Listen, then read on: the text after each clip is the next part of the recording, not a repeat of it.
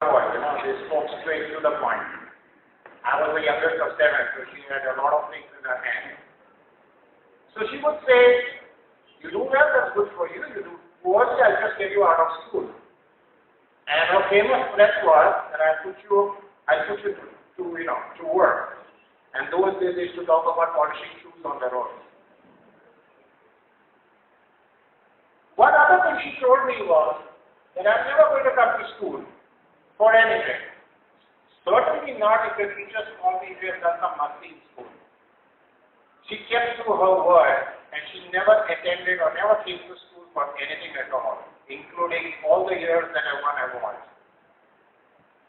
So children, please do me a favor. All of you, why don't you stand up, the children? Stand up and give a round of applause to your parents who have taken the time to come and witness you in your hour of glory.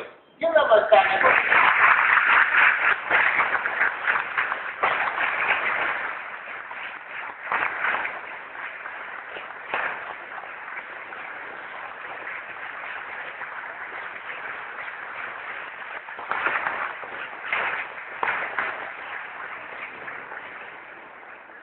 Thank you.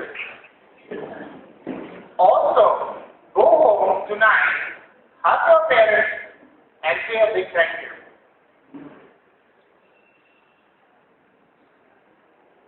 Coming back to that day, that prize distribution day, the chief guest, I think, must have been the British or the Australian High Commissioner to India. I don't know, I don't remember. But the form of the entrance, I felt the same thing today, with the warm reception that I got from a man and the teachers and the legion chairs. And I can imagine what must have been going on the chief guest's mind that day. But I, as a young child, was really, really very impressed. I can still remember there was a police escort and there was obviously the red light on a star, and I was so impressed. Further, as the evening progressed, and when his turn came to speak like I am speaking today, I was impressed by his voice, by his etiquette, his manners, and the way he spoke.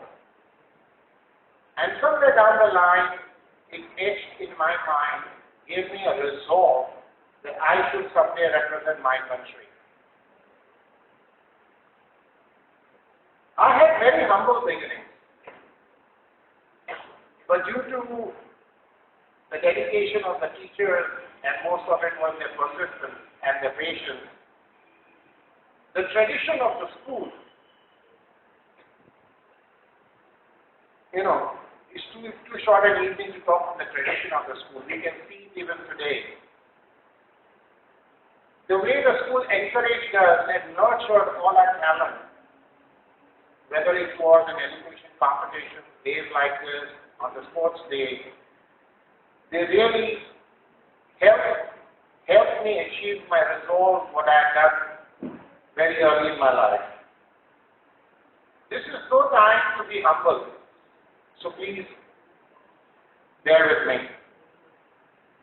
Today I stand before you representing some of the world's largest companies, India's largest company. Some of my businesses, as the young guy who introduced me said, I'm a first generation businessman. Some of my businesses are the largest in their rights in India today, and certainly among the most reputed in their own right. My name is included in at least 2 international who's who directories.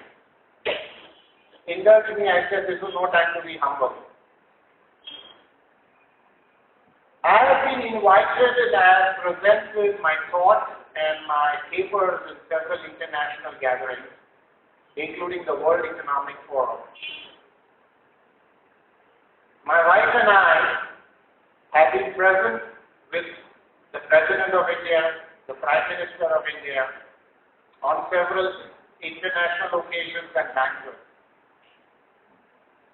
Finally, I have been invited not once but several times to have personal lunch with none other than the Secretary General of the United Nations.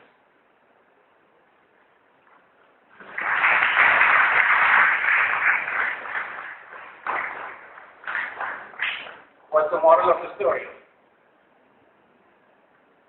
I share a similar background with most of you present today, most of you students present today.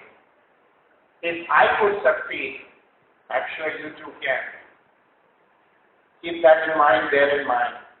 It's the same school, same teachers, same tradition, same area, same country.